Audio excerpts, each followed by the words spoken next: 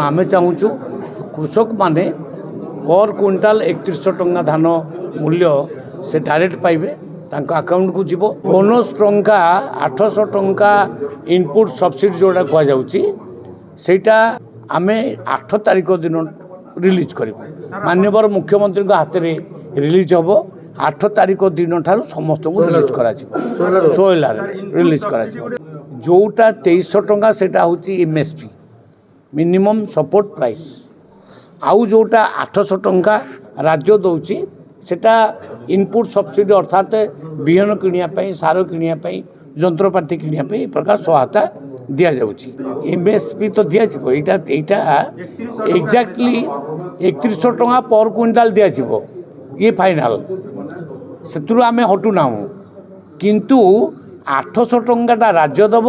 2300 टंकाटा केंद्र दब सर पूर्व सरकार 100 टंका घोषणा करथिले पूर्व सेटा तो